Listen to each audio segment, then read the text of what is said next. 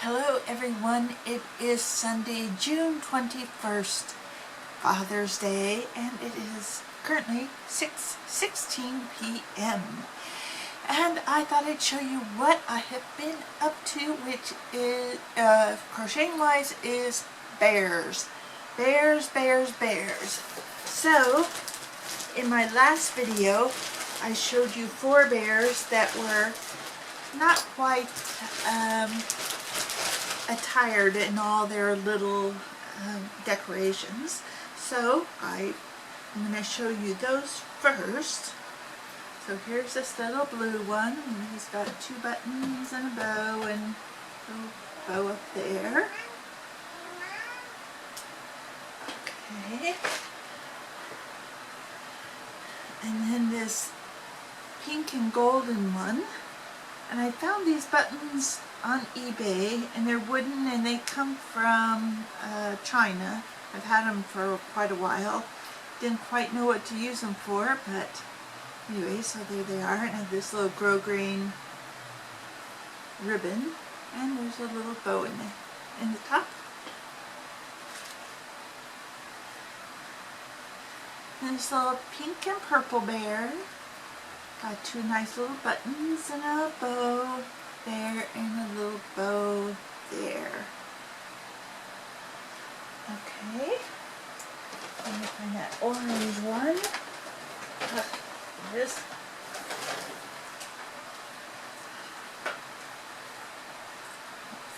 Like that. Okay. So here's this nice little orange one. Orange and yellow and golden yellow. And I found these also from China.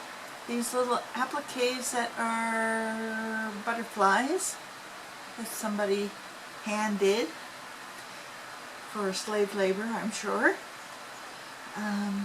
So anyway, so I put a little butterfly up there on the ear, and I had this little bow that also came from China.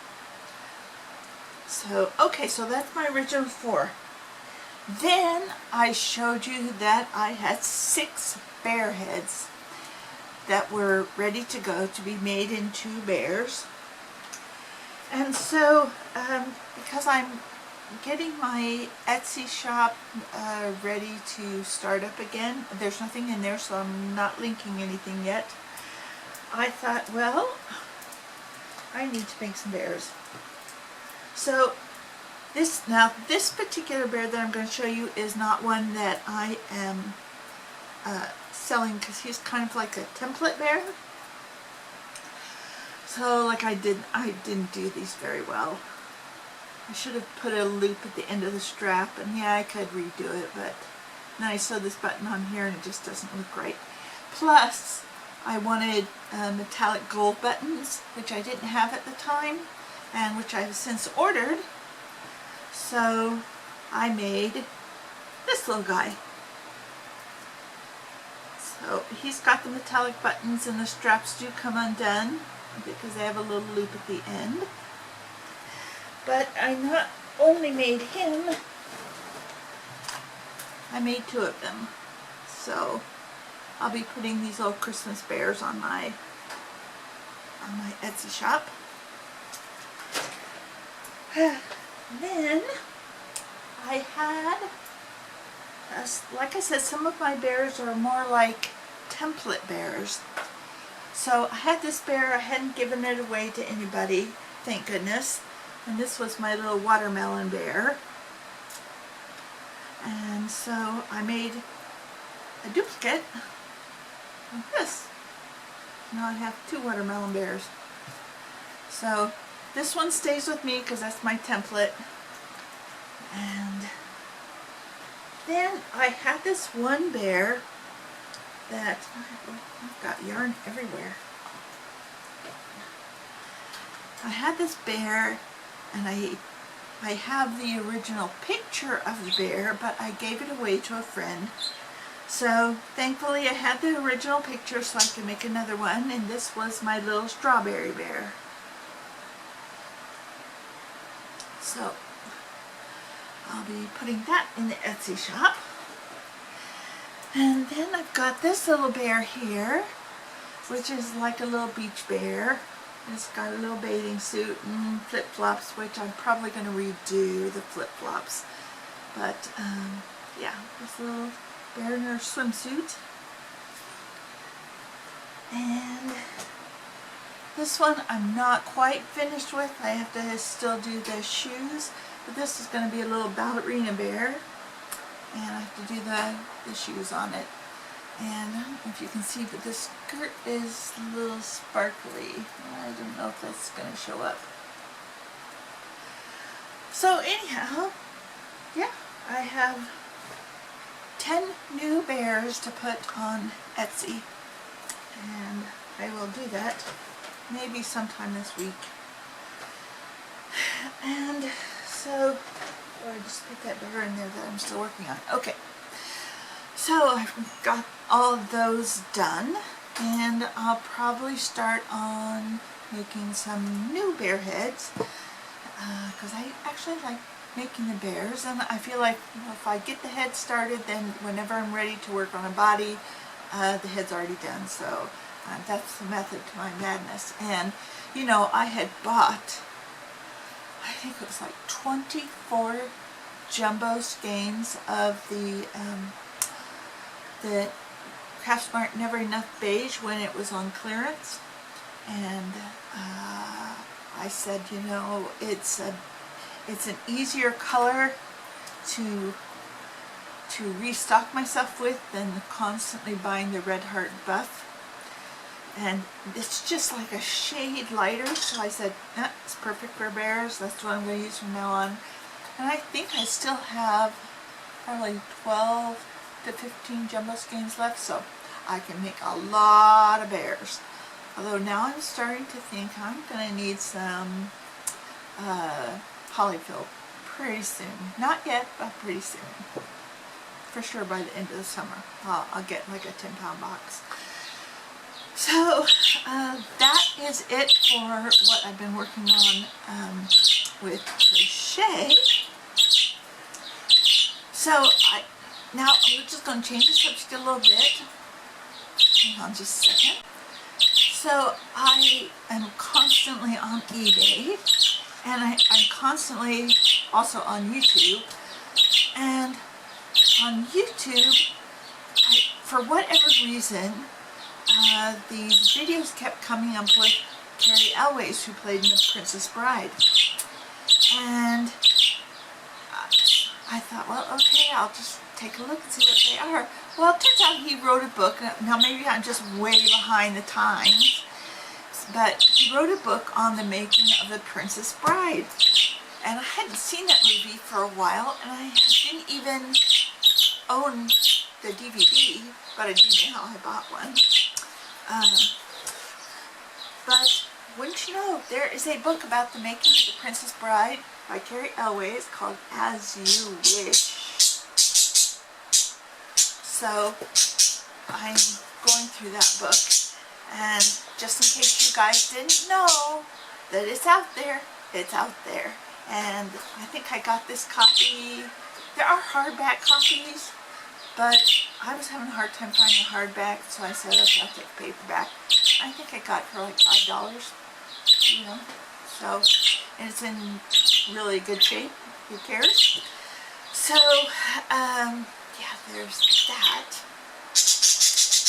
Then, hold on just a second. Okay, sometimes you learn something new by accident, and I don't know what video I was watching, but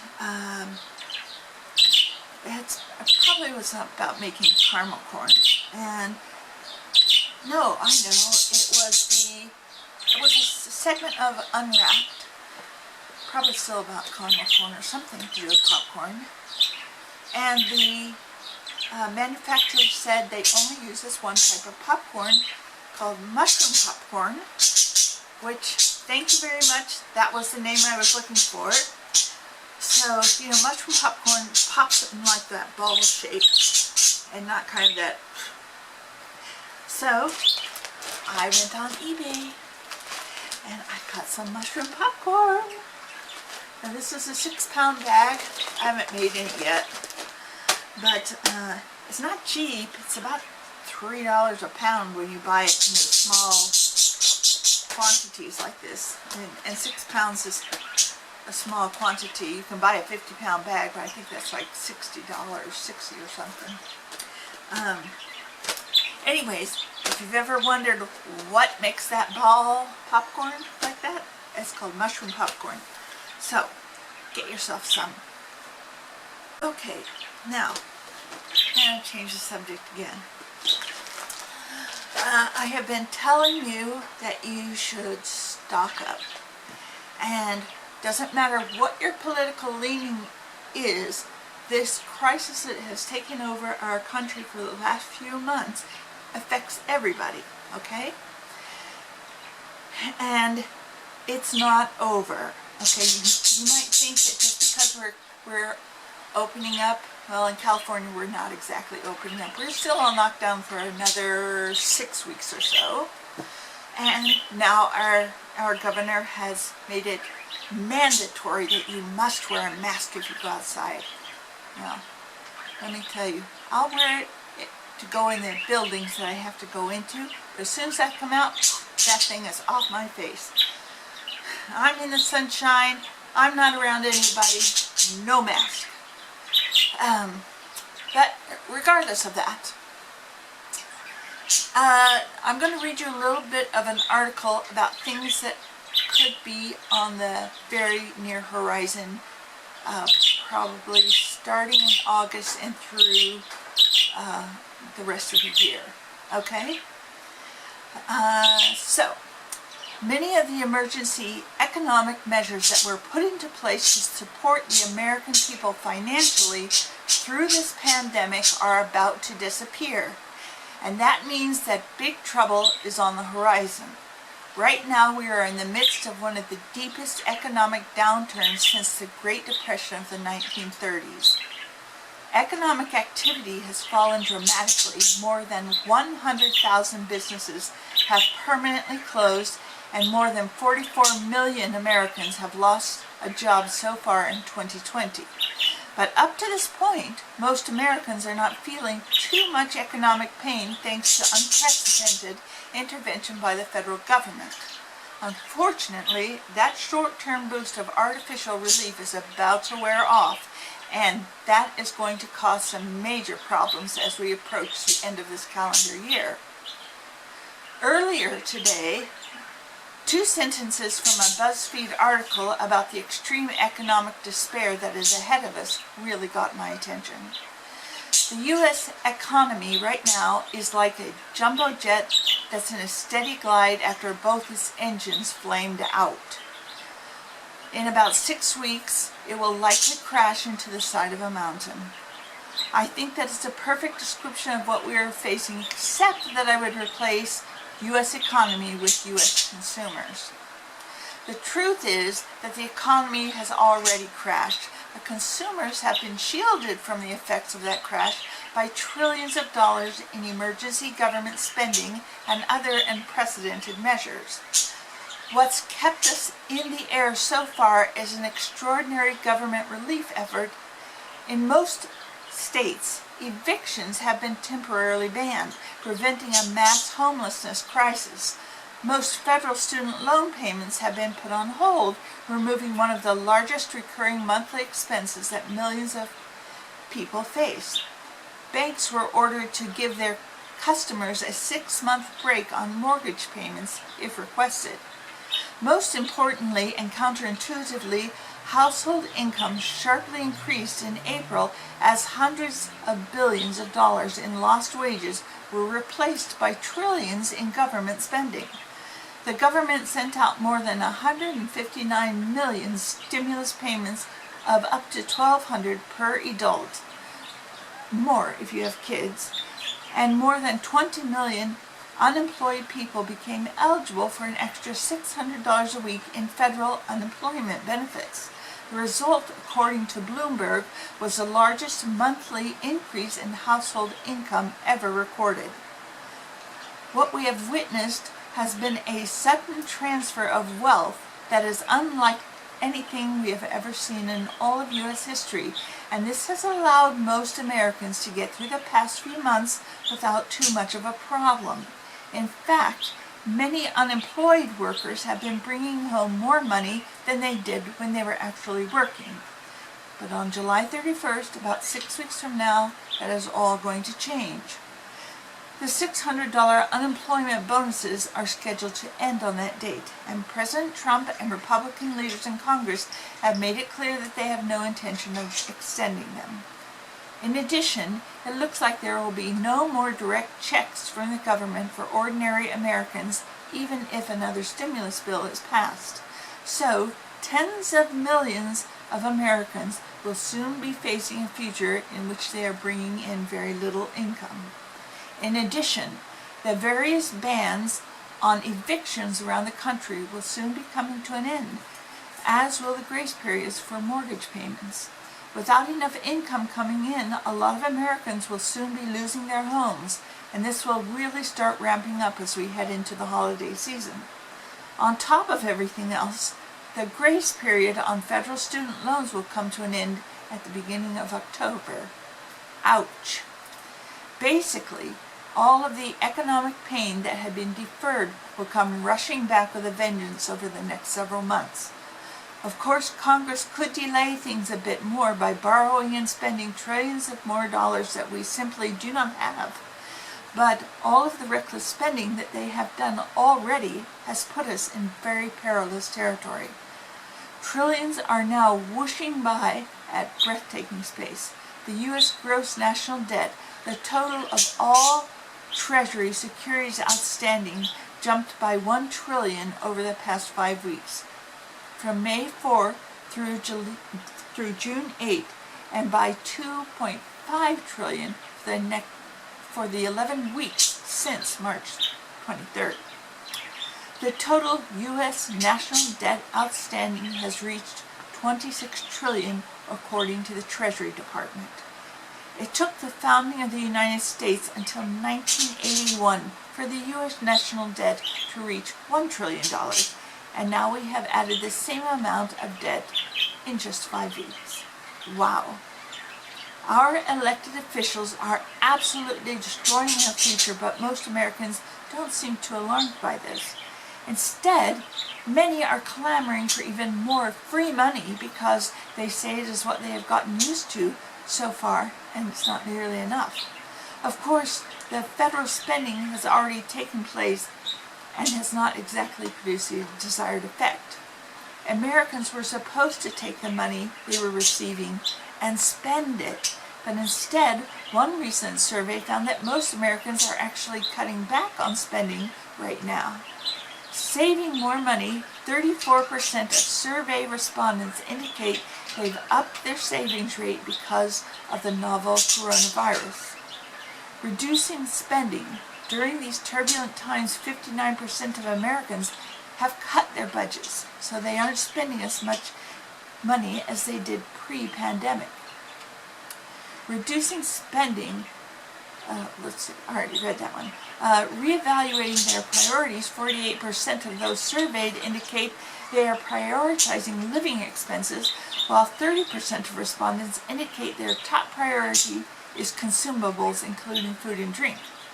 No matter how much money Congress showers on the American people, they aren't going to be able to eliminate the overwhelming fear that COVID-19 has created. For the foreseeable future, a large portion of the population is simply not going to resume their normal economic patterns because they are scared of the virus. And in many of our large cities, rioting, looting, and violence has depressed economic activity even further. A major economic downturn is here, and it looks like it's going to be very, very deep. Congress was able to minimize the discomfort for a while, but those emergency measures were only intended to help for a short period of time, and in about 6 weeks, the entire country is going to start feeling a tremendous amount of pain. Now, this was originally published at the Economic Collapse blog. So, please, while you have time, stock up, because you don't know what's coming. Things are not going to get bright and rosy and go back to the old normal. In fact, I think things are just going to deteriorate even worse. And as we get to the elections, it's really going to get bad. So just make sure that you're covered. And you know, toilet paper is now back in the stores. Go stock up. And so that's my blog for today. And I hope you all have a good rest of the week. And I will talk to you soon. Bye-bye.